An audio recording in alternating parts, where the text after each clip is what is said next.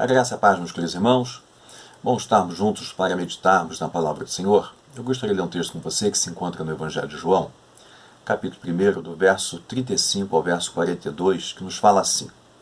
No dia seguinte, estava João outra vez na companhia de 2 dos seus discípulos, e vendo Jesus passar, disse: Eis o Cordeiro de Deus. Os 2 discípulos, ouvindo dizer isto, seguiram Jesus. E Jesus, voltando-se e vendo que o seguiam, disse-lhes: Que buscais? Disseram-lhe: Rabi, que quer dizer mestre, onde assistes? Respondeu-lhes: Vinde e vede. Foram, pois, e viram onde Jesus estava morando, e ficaram com ele aquele dia, sendo mais ou menos a hora 10ª. Era André, o irmão de Simão Pedro, um dos que tinham ouvido o testemunho de João e seguido Jesus. E ele, achando primeiro o seu próprio irmão, Simão, a quem disse: Achamos o Messias, que quer dizer Cristo, e levou a Jesus. Olhando Jesus para ele, disse: Tu és Simão, o filho de João, tu serás chamado Cefas, que quer dizer Pedro.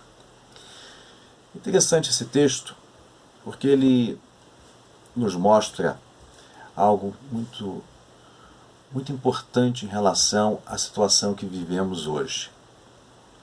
A mensagem do Evangelho pura e simples que tem sido negligenciada em muitos púlpitos hoje. Nós temos vivido dias tenebrosos em relação à mensagem do Evangelho. Que tipo de Evangelho tem sido pregado? Que mensagem tem sido transmitida nos dias de hoje? Quando nós lemos alguns livros, quando assistimos muitas vezes algumas mensagens na internet, tem alguns pregadores que distorcem tanto a verdade, tanto a palavra de Deus, que o evangelho que eles pregam está totalmente descaracterizado do que é o verdadeiro evangelho. Tanto que quando eu vejo, pelo menos, alguns pregadores, eu lembro daquilo que Paulo falou lá em Gálatas, capítulo 1, do verso 6 ao verso 7, quando ele chama a atenção da igreja ali da Galácia, porque estavam se afastando da graça de Deus, do verdadeiro evangelho que tinha sido pregado para eles. Tanto que ele diz assim: Admirem-me que estejais passando tão depressa daquele que vos chamou da graça de Cristo para outro evangelho, o qual não é outro, senão que há alguns que vos perturbam e querem perverter o evangelho de Cristo. O que nós temos visto hoje é exatamente isso. Esse evangelho pervertido. Esse evangelho que se perdeu no meio do caminho devido a tantas coisas que inventaram, a tantas coisas que acrescentaram ao evangelho. Nós temos visto aí um evangelho que nós chamamos de híbrido. Ele é uma mistura de tudo. Tudo se coloca no evangelho. Então é um cruzamento do evangelho com ideias humanas. E o que acontece? Acontece que há um desvio teológico. Há um desvio em relação à ideia central do que é o Evangelho, que é a morte de Cristo na cruz, que é o alto preço que ele pagou por nós. A gente, quando observa o Evangelho, a gente vê que existe hoje um sincretismo no meio evangélico. Nós chamamos de sincretismo religioso. O que é isso? É uma mistura de vários segmentos religiosos que não tem nada a ver com o Evangelho, acrescentado ao Evangelho. Aí nós temos de tudo hoje em nosso meio. Aí por isso que quando a gente olha para dentro de algumas igrejas, nós vemos sal grosso, rosa ungida,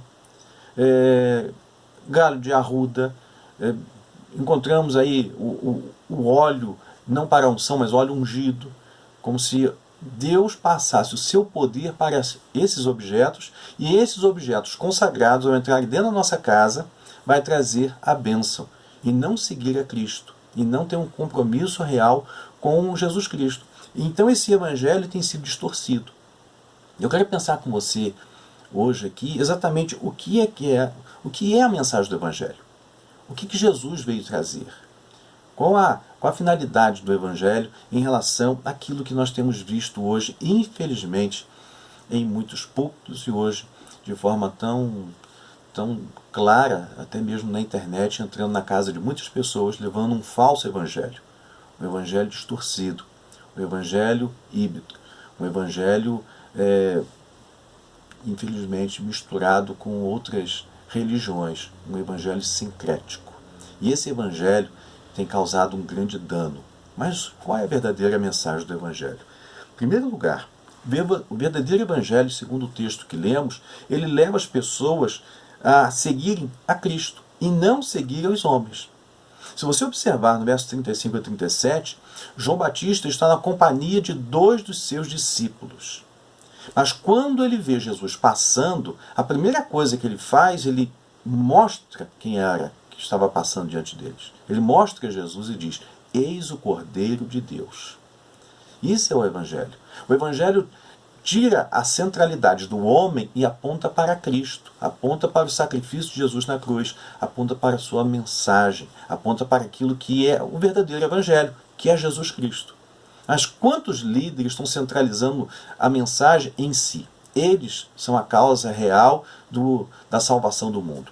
É igual a história de um determinado pastor, muito famoso nos anos 80.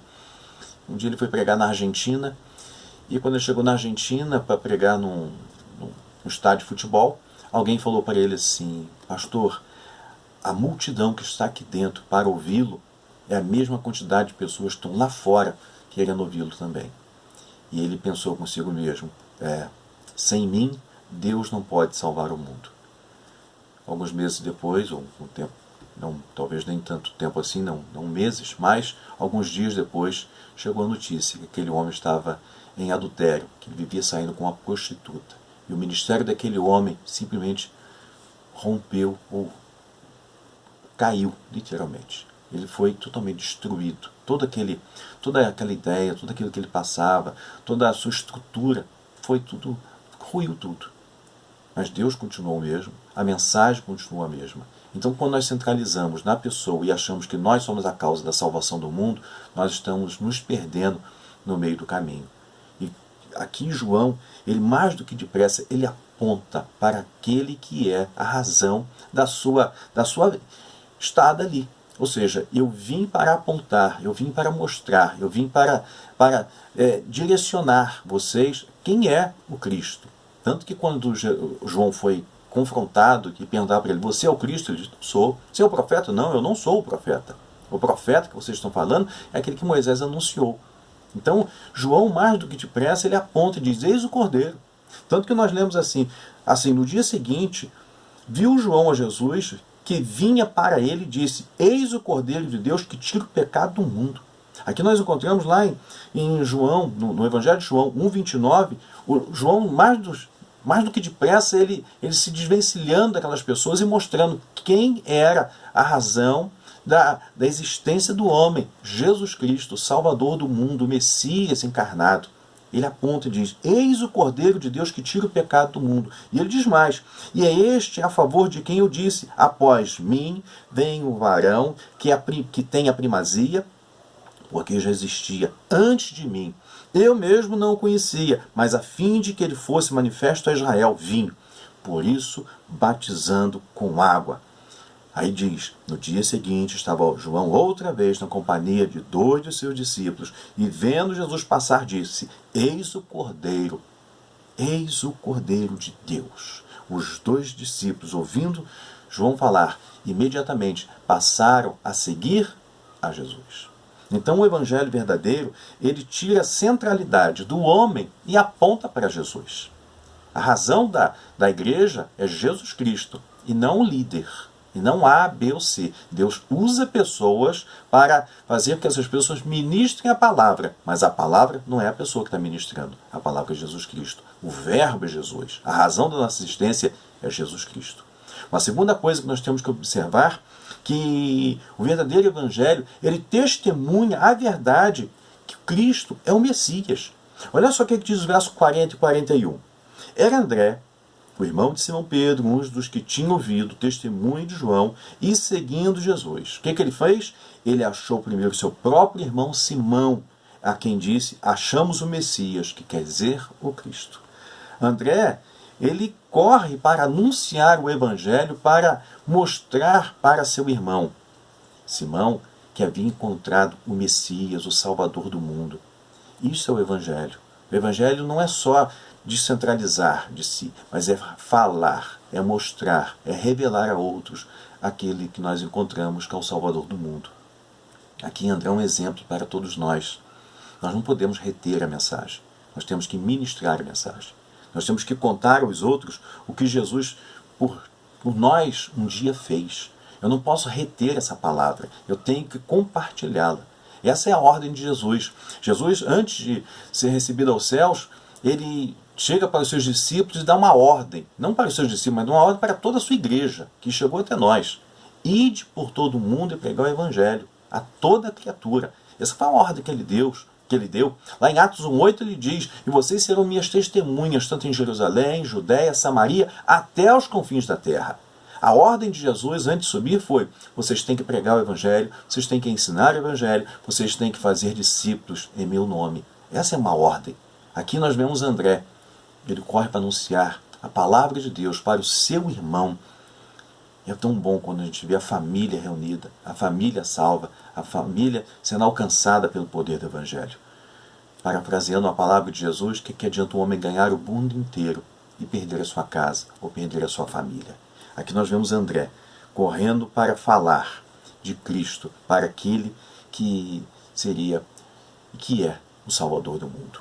Uma terceira coisa que nós observamos nesse texto, que é muito interessante, que o verdadeiro evangelho, ele procura levar as pessoas a conhecer a Cristo. Tanto que a gente observa, preste bem atenção aqui, André, quando ele ouve o evangelho, ele faz o quê? Ele testemunha de Jesus. Ele se torna uma testemunha. Ele vai e avisa e fala para seu irmão que havia encontrado. Só que aqui o texto continua dizendo que agora ele leva o seu irmão Simão a Jesus. No verso 1 de João, verso 42, parte A, diz: e o levou a Jesus. Ele não só falou, mas ele foi um instrumento para abençoar seu irmão, levando também, apresentando Jesus. Ele não só falou, ele vivenciou, ele foi mostrar aquele que é real. Ele teve o privilégio, Simão teve o privilégio de não só ouvir falar do Evangelho, mas ele teve o privilégio de conhecer Jesus Cristo, a mensagem encarnada, o Deus encarnado, o Verbo vivo. E nós, como igreja, nós precisamos não só falar, nós temos que testemunhar e levar as pessoas a conhecerem Cristo através da nossa vida, através da mensagem do Evangelho, através da palavra. Quantas pessoas que têm vergonha da igreja que frequentam? Quantas pessoas que estão na igreja, mas começam a namorar, a primeira coisa que fazem é se afastar muitas vezes do Evangelho, ou não levar o seu namorado ou a sua namorada sequer para a igreja. Então nós temos que aprender com André que quando nós temos um encontro real com Jesus, eu não tenho só que falar de Jesus, eu tenho que levar a pessoa a conhecer este Cristo que um dia nos foi apresentado. Foi isso que André fez. É igual a história de um pastor que ele foi pregar na Índia, ele foi ser missionário na Índia. Só que ele chegou na Índia e ele resolveu pregar com uma certa casta. Não sei se você sabe, mas a Índia é separada por castas. São pessoas, por exemplo, quem mora na rua vai viver na rua, é uma casta. Aquela pessoa que tem comércio é uma outra casta, e tem os ricos, é outra casta. E assim, funciona dessa forma, mais ou menos assim, na Índia. Ou seja, quem é um morador de rua, ele nunca vai sair daquela casta, ele sempre vai continuar ali, ele vai viver dessa forma. E aquele missionário foi pregar para uma determinada casta. Ele ficou ali cerca de quase 8 anos e ninguém se converteu. Ninguém nunca teve um encontro real com Jesus. Mas um dia a pessoa que cuidava do jardim da casa desse pastor, que era o jardineiro, que era de uma outra casta, de tanto ouviu o pastor ou esse missionário pregar, chegou para a esposa do missionário e disse para ela assim: olha, eu tanto ouvi o pastor pregando que eu aceitei Jesus como meu salvador pessoal. E eu creio que Jesus é o meu salvador. E eu queria saber se ele pode me batizar. A esposa desse missionário chegou para ele e falou assim: olha, o nosso jardineiro se converteu de tanto você ouvir pregar. E eu falei assim: mas eu não vim para a casta dele. Eu não vim para pregar para essa casta. Eu vim pregar para a outra. Mas a esposa insistiu, falando: eu sei, eu até te entendo, mas batiza o moço, batiza. Ele se converteu, foi a primeira pessoa que se converte, veio buscar, inclusive, a orientação. Então, passa esse homem pelas águas. E o pastor, então, aquele missionário, chega e diz assim: olha, eu vou te batizar. Falou para ele, mas com uma condição: você não pode contar para ninguém que eu te batizei. porque você é de outra casta, e eu vim pregar para outra casta, não para a sua. Aquele homem falou assim, tudo bem, eu vou guardar esse segredo, não conto para ninguém. E se batizou. Só que no dia seguinte, o jardineiro não voltou para trabalhar.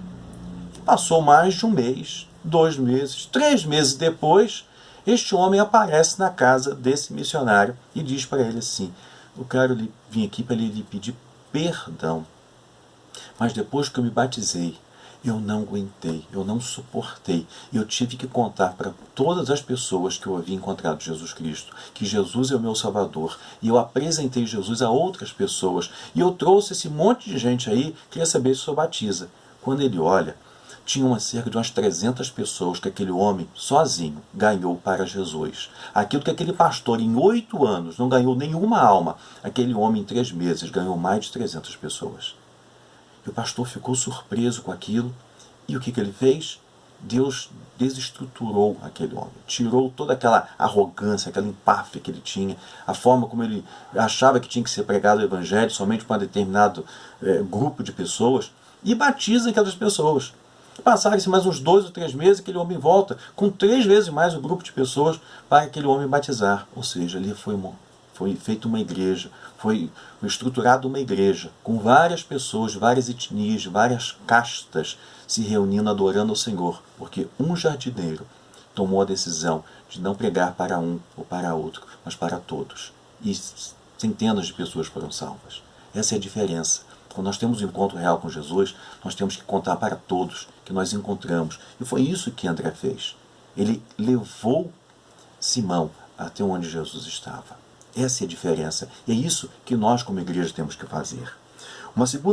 Outra coisa interessante, outra característica interessante do verdadeiro evangelho, é que o evangelho ele não só tira a centralidade de nós temos que apresentar Jesus através do nosso testemunho, como levar pessoas a Cristo, como o evangelho ele é transformador.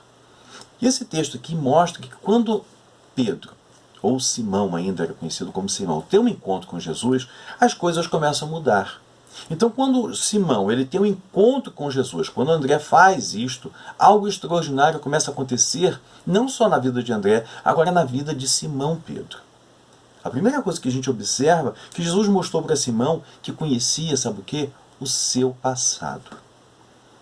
Aqui no verso 42, parte B, diz assim, olhando Jesus para ele, disse, tu és Simão, filho de João. Ou algumas versões diz, filho de Jonas. Tu és Simão, eu conheço seu pai, eu conheço a sua mãe, eu conheço o seu passado, eu sei das suas tristezas, das suas angústias, das suas decepções, eu sei das suas vitórias, dos seus fracassos, eu conheço a sua estrutura, eu sei como você nasceu, eu sei dos seus medos, das suas qualidades, também conheço os seus defeitos. Jesus olha para aquele homem e simplesmente revela que o conhecia, que sabia quem ele era, a estrutura que ele tinha, até onde ele podia ir, até onde ele não podia, mas que algo novo poderia ser realizado na vida desse homem. Quando nós temos um encontro com Jesus, algo novo acontece em nós. Primeira coisa, o Senhor revela quem somos. Quando nós temos um encontro com Jesus, nós temos a identidade real da nossa personalidade, quem eu sou, por que eu vim, o que eu estou fazendo, como eu vivo.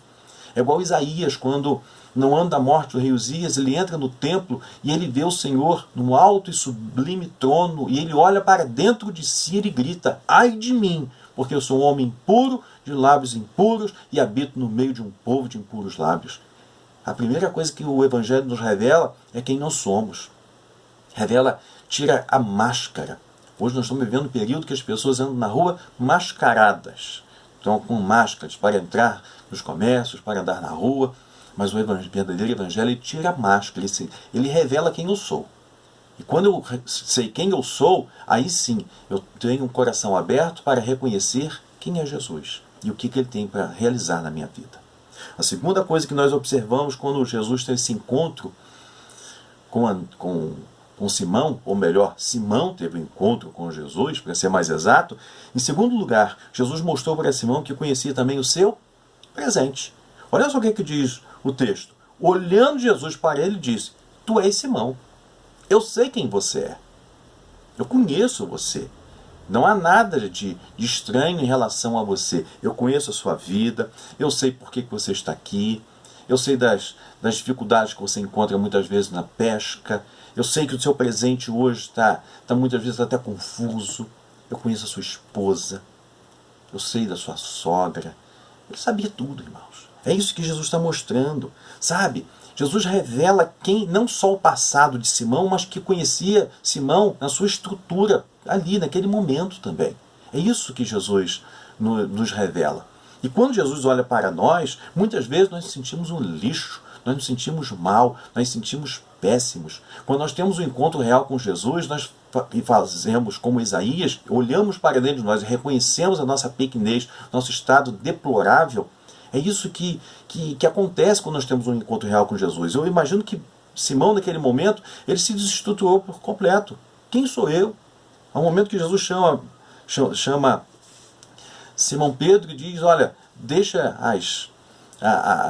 a sua pesca, deixa as suas redes, eu vou fazer você pescador de homens. Lá no Evangelho de Lucas diz que ele se prostra e diz, Senhor, afaste-se de mim, porque eu sou um homem pecador. É isso que é um encontro real com Jesus. A gente reconhece, nós nos reconhecemos. Eu sei quem eu sou, eu conheço a minha estrutura, eu sei que eu sou pecador, eu sou falho, e eu reconheço que necessito de Jesus. Isso é o verdadeiro Evangelho. Isso é um encontro real com Jesus. Conta uma história interessante de um homem que ele passou por uma garagem, muito comum nos Estados Unidos, você botar à venda as coisas que você quer se desfazer na garagem. E aquele homem chega na garagem, naquela garagem daquela pessoa, e ele vê vários objetos à venda. Não se interessou por nada, mas de repente ele observa que havia debaixo de um cobertor, de um toldo ali, havia uma moto. Ele ficou interessado por aquela moto, ele observou e chegou a dizer, a moto está à venda. E ele falou assim, rapaz, a moto não, eu não estava pensando em vender. Essa moto é velha, essa moto é ruim, essa moto não anda, essa moto acho que não tem nem peça de reposição. Eu estou aqui, está ocupando espaço aqui na minha garagem, eu estou interessado. Aí ele olhou a moto e viu que era uma Harley Davidson. E ele chegou e falou assim, você quer vender a moto? Eu estou interessado nela. E a pessoa falou assim, olha, se eu for vender no ferro velho, eu consigo aí uns $35. Me dê $35 e eu te vendo. Ele se interessou e comprou a moto. E disse, eu não posso pegar amanhã? Hoje eu não posso pegar, mas eu posso pegar amanhã? Você pode. Tudo bem. Ele pegou a moto no outro dia e falou assim, onde eu vou esconder essa moto da minha mulher? Porque essa moto velha que não anda, toda enferrujada, minha mulher vai reclamar. Mas levou. E guardou lá na garagem dele. Passaram-se alguns dias, ele resolveu então ligar para a fábrica, para ver se tinha peça de reposição, para ver se aquela moto começava a andar. E ele liga então para a firma, passam ele para o setor de peças, e a pessoa do setor de peças pergunta, qual é o ano da moto, qual é a numeração dela, e começa a pedir todas as descrições, as características. Quando ele fala, a pessoa do setor de peças ficou quieto por um segundo, ficou como se estivesse pensando em alguma coisa. E quando no setor de peças a pessoa chega para ele e fala assim, eu vou te pedir um favor, você me dê seu telefone, você me dá o número do seu telefone, você me dá seu endereço, porque nós vamos entrar em contato com você. E assim aconteceu. Passaram em alguns dias, alguém entra em contato com ele. Só que dessa vez não era o setor de peças, era o subgerente da fábrica. E o subgerente da fábrica chega e fala assim, Bob, era o nome do rapaz que comprou a moto, eu vou te pedir um favor, não desliga o telefone, vá até a moto, tire o assento da moto e olhe por debaixo e vê se tem alguma coisa escrita dentro do assento da moto. Assim ele fez. Foi, tirou o assento da moto e foi depressa e retornou o telefone e disse assim, olha, tem algo escrito sim. Aí a pessoa pergunta, o que está escrito? Está escrito, o rei. Houve um silêncio do outro lado da linha. A pessoa ficou assim pensando. Daqui a pouco a pessoa retorna, parece que o ar, e diz para ele assim, Bob, meu patrão me autorizou a lhe pagar US$ 300.000 pela sua moto. Você quer vender? Quando ele ouviu aquilo, ele simplesmente senta no chão da cozinha e fica desesperado, sem entender o que estava acontecendo. Ele falou assim, o que que... Aí ele falou assim, olha, eu vou pensar. E desligou o telefone. Calma aí, ele pagou US$ 35. Alguém estava lhe oferecendo agora US$ 300.000. Que moto era aquela? Uma Harley Davidson toda enferrujada. Aí ele descobriu. Aquela moto, na verdade, pertenceu a Elvis Presley. Era uma moto rara que estava sendo procurada há muito tempo. E ninguém sabia onde ela estava. E de repente aquele homem compra por US$ 35 uma moto enferrujada que não andava, mas que tinha um valor insuperável. Na verdade, aquela moto valia mais de US$ 700.000. Não porque ela andava ou deixava de andar, mas por a quem ela pertenceu. Ela pertenceu ao rei do rock, que é quase um endeusado nos Estados Unidos. Eu quero dizer para você que o rei Jesus Cristo escreveu o seu nome no seu coração. Hoje você tem um grande valor, porque Jesus pagou um alto preço em resgate da sua vida. Esse é o verdadeiro evangelho. O verdadeiro evangelho, ele tira a nossa estrutura de lixo e nos coloca em lugar de luxo, porque a Bíblia fala que o Senhor preparou para nós mansões celestiais e nós estaremos vivendo com Ele para todo sempre. Este é o verdadeiro encontro com Jesus Cristo. Não o evangelho híbrido que tem sido pregado por aí, que causa dano, causa prejuízo e que descaracteriza a verdade da palavra de Deus e afasta as pessoas da presença do Senhor.